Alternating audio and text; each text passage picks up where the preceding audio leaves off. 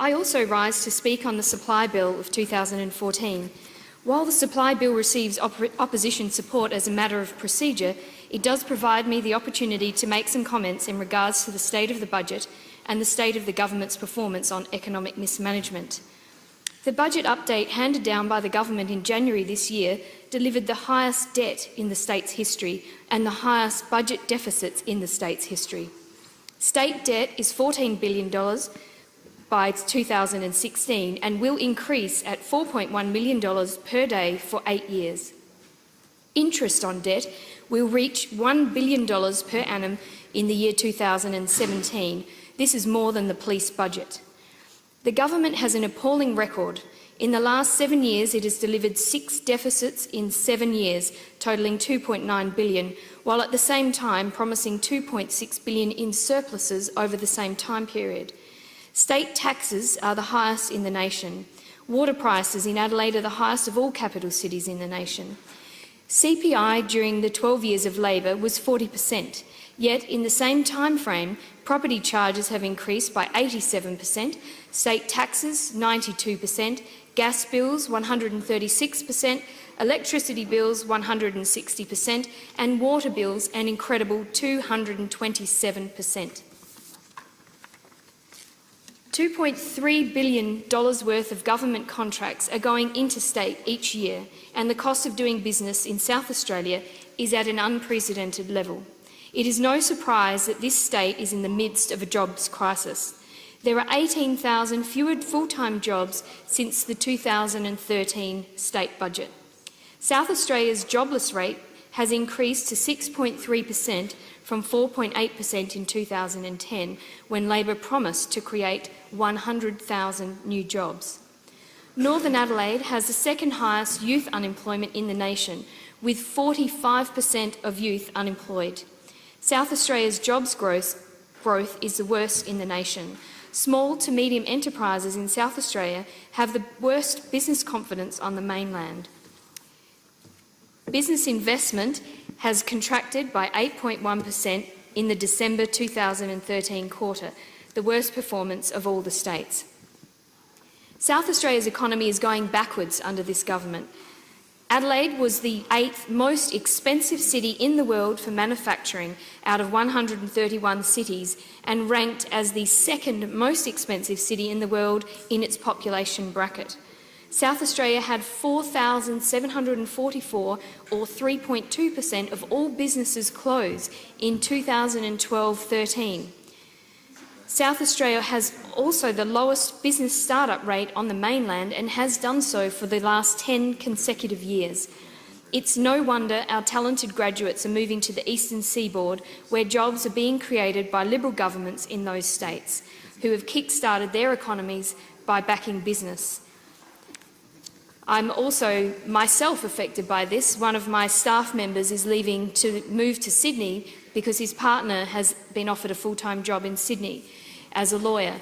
Now, we apparently have as many law graduates graduating every year as we do lawyers in the whole of the state. So I ask whether that is the right thing to be going on in universities, graduating people for jobs that they know don't exist, losing our brightest minds out of our state. Regarding interstate migration, people aged between 20 and 34 years account for more than half of interstate migrants, meaning South Australia is losing valuable skilled workers and university graduates. There was a 49% increase in net interstate migration out of South Australia in the last year. There have been 35,000 net interstate migrants out of South Australia under 12 years of Labor. Compare this to Queensland, which has recorded an average net increase of 25,000 people annually over the past decade. The lack of jobs growth in this state has made it untenable for our own skilled workers and graduates to remain in Adelaide. This is an embarrassing state of affairs for South Australia. As a state, we invest a considerable amount in our young through education and training. And it is devastating to think that this investment is being lost to our interstate counterparts because we cannot provide opportunities here in South Australia. Now, speaking of our investment in education and training, let me reflect on some of the horrifying results in education under this Labor government. South Australian students are falling behind. Our students are well below the national average in 19 out of 20 NAPLAN categories, and no improvement in these categories has been achieved since 2008. In the results recorded in the Program for International Student Assessment, PISA, Australia ranked 19th out of 65 countries. However, if South Australia was a country, it would have ranked 35th. Our results in maths, science and reading have all astronomically declined, according to the 2014 ASA PISA report. Over the next 4 years, the Wetherill government will receive $570 million in extra funding for schools from the federal government. It is the state Labor government that is making $230 million in cuts to education over this period, while at the same time arguing the desperate need for Commonwealth investment. Now let's look at transport and the car parking tax. Let's consider the government's proposed car parking tax. The money, of course, has been spent well and truly before it's been collected in true Labor style. In an attempt by this Labor government to save money, they swapped bus providers, which has led to endless problems and thousands of recorded complaints. This led to buses running late, buses not turning up, buses getting into trouble with bus users getting into trouble with their employers or schools for being late, and a general loss of confidence in our bus system. This led to a drop-off of 2.2 million users of buses. To try and band-aid fix the problem caused by the government's bad decision, new bus timetables were printed, new bus lanes were installed in the city, and more time was allowed for trips previous providers had managed to do in less time for many years. We now have 5.5 million less boardings on public transport from the 09-10 year compared with the 12-13 year. Now, to try and force people back onto buses and public transport, the government is seeking a $750 city car parking tax. Studies by the Adelaide City Council of similar levies in other Australian cities show that in Melbourne there was a marginal reduction of car trips of 8%. The corresponding increase in public transport use, however, was only 2%.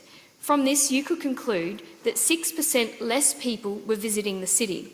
This would be devastating for city businesses, particularly retailers who are already suffering due to many other factors such as internet shopping and no GST on sales under $1,000. In Melbourne, it was found that most employers were absorbing the cost of the car parking, adding yet another cost to running a business in the city. Commercial car park owners transferred the burden of the levy away from their long-term contracted parking spaces to the short-term users, thus making short-term parking very expensive and had the effect, arguably, of discouraging shoppers and visitors from going into the city. Encouraged into this city for the city vibrancy, yet the government allows buildings to be built in the city without adequate and sometimes without any car parking. Thus, residents have to lease commercial car parks, which means they will all be hit by the $750 car parking tax. I've had calls from residents living in the Uno apartments, which are specifically for low-income people that, due to disabilities, need a car to get to their medical appointments, and there are no buses on that street. And they're finding this. They're very, very worried about how they will afford to live in the city and they've been encouraged into the city by this government. I've also had calls from a young woman who lives on North Terrace, again encouraged into the city for city vibrancy with low-priced housing. She has to lease a car park adjacent to her building, and now she's saying, why did I even move into the city? It would be far cheaper for me to live in the suburbs. And people are pretty angry that have been encouraged into the city that are now going to be hit by this car parking tax. The Adelaide City Council is a major owner of car parks in the city and owns the majority of the metered parks on the street. They will also have to pay this levy, equating to hundreds of thousands, if not millions of dollars, that will have to be found elsewhere. It is likely that residents and business owners will also have to foot this extra cost via their rates, their rent, or their leasing cost as well, making it even more expensive for people living or working in the city. The choices for people accessing the CBD are to rely on the unreliable public transport network or to pay the soon-to-be exorbitant amount for car parking. So what problem is the government really trying to address with this car parking tax? Now, I would say it's all about making money to compensate for this government's incompetency. They might say it's about congestion in the city. Well, let's look at this. Congestion. It is debatable whether Adelaide has a congestion problem in the CBD. If we do assume that there is some congestion, we have lost lots of lanes across the city, then I don't believe a car parking tax will actually make any difference. The congestion problems have come as a result of poor planning and a lack of cooperation between the state government and the Adelaide City Council, which is also one of the reasons why I believe that the member for Adelaide should be on the Capital City Committee. So let's look at the city. Heading north-south roads, East Terrace has had 2 lanes removed for buses between Grenfell Street and North Terrace, state government initiative. Hutt Street is now a 40-kilometre zone initiated by the Adelaide City Council, which forces more cars into all the suburban side streets and residential areas. Frome Road has 2 lanes removed for the bike lanes, Adelaide City Council. King William has 2 lanes removed for trams and the removal of all right-hand turns between North Terrace and Victoria Square. That was the state government. Victoria Square, if anyone's tried to drive through it, is an absolute mess. It's totally confusing. Lanes merge. You can't work out how to turn right. I don't think that you even can. I'm still trying to work out how to get back from the town hall to Parliament House for my many meetings that I have at the town hall and functions. Morfett Street has 1 lane missing because of the convention centre expansion, and I'm told that that lane may never be returned, so that I'm very interested to hear. There's also no right-hand turn onto Hindley Street, which was a council initiative, and the right-hand turn onto Curry Street, if you're coming over the Morfett Street Bridge, is impossible due to the bus lanes causing banked-up traffic all along Curry Street. And I've been on Morfett Street, and due to the no right-hand turn at Hindley and then almost impossible right-hand turn onto Curry, you can be banked up nearly to War Memorial Drive. So it isn't working in the city. Now, West Terrace has also had 2 lanes missing since at least before the corflutes went up, because I know we had a lot of trouble accessing West Terrace, putting up posters, so that was in February, and I believe there's still work going on for gasworks. So at the same time, we've removed so many different lanes for different reasons. Now, if we head east-west, North Terrace on the western side lost 2 lanes due to the tram and no turning. There's no turning because of the raised curbing, other than like in Melbourne when they put in a tram, you can actually still cross over the tram line, you can turn right. We have 1 U-turn access point. And in fact, it was the tram going onto North Terrace that seriously affected my business at the time that was in the Qantas building, because people from the north couldn't turn right to access my business. People coming from Port Road or West Terrace coming up North Terrace could never turn right because of the raised medium strip to get across the road. We lost all of the loading zones in front of my building where people would drop off children for courses because of the new lights that were put in for the tram. And basically, I was in an inaccessible building in the middle of the city paying huge rent. So I moved my business out of the city because of the tram being put on North Terrace. And if we continue with the City Council and the state government removing lane by lane by lane, right turn by right turn, restricted access everywhere, we're eventually going to move businesses out of the city, which I believe is the opposite to what you are trying to achieve with your city vibrancy. Now, heading still east-west, Hindley Street, there's no access, as I mentioned, between North Morfett Street and West Terrace. Grenfell and Curry Street has lost 2 lanes due to the bus lanes, which was a state government initiative.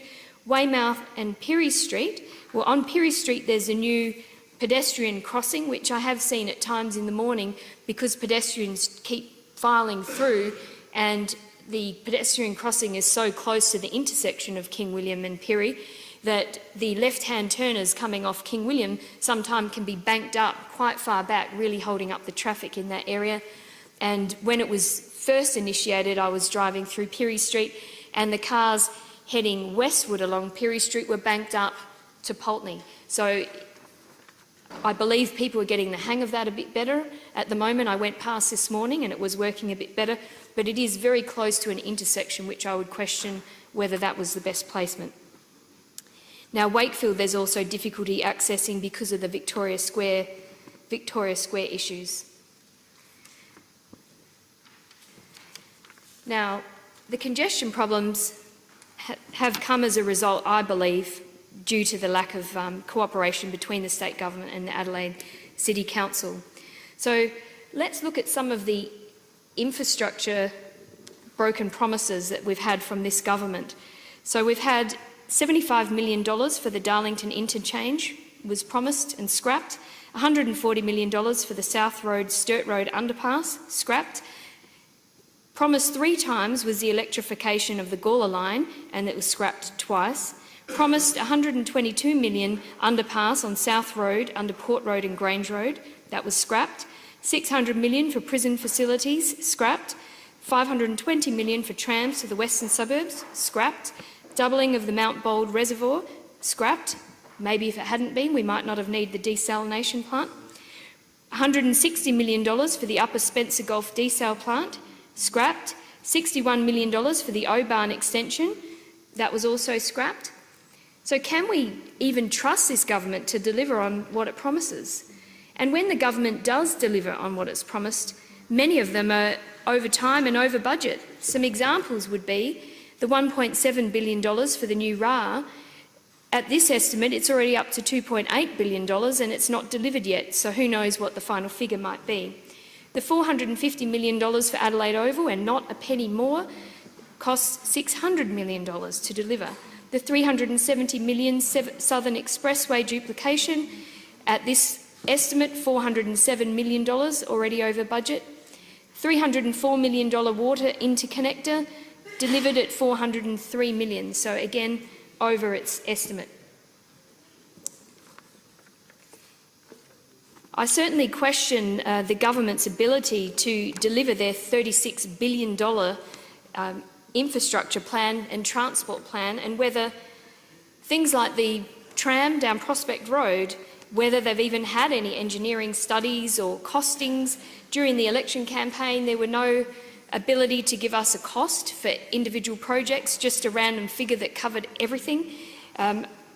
I would suspect that it's not even feasible and not even possible to deliver a tram down Prospect Road, given that the narrowest point of Prospect Road is 7 metres, a tram is 2.5 metres, 2 of them, that's 5 metres, plus their mirrors, plus if a metre matters for cyclists, you've already lost. You don't even have enough room for that, let alone cars or bikes or anything else on the street.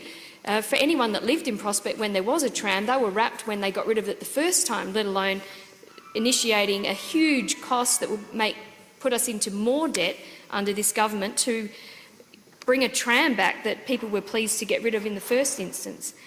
So it was the incompetency, the wrong priorities and the economic mismanagement of this Labor government that motivated me to run for the seat of Adelaide. And whilst, unfortunately, I remain in opposition, I will always do my best to hold this government to account and to achieve good outcomes for the people of Adelaide whom I represent. Hear, hear. Member for Goyder. Hear, hear. Thank you, Deputy Speaker. And I'm pleased to have the opportunity today to talk for some short time about the supply bill in about 20 minutes, and indeed the $3.94 million that's provided in the bill as an advancement upon future budget expenditure for the 14-15 financial year to allow government to continue operating. I'm intrigued about the process of it, actually, and about the specifics of the dollar. Even though it's very broad, $3,940 million, it gives you a bit of leeway, no doubt about that. But given that the budget's presented on the 19th of June, and there's a continuing political party and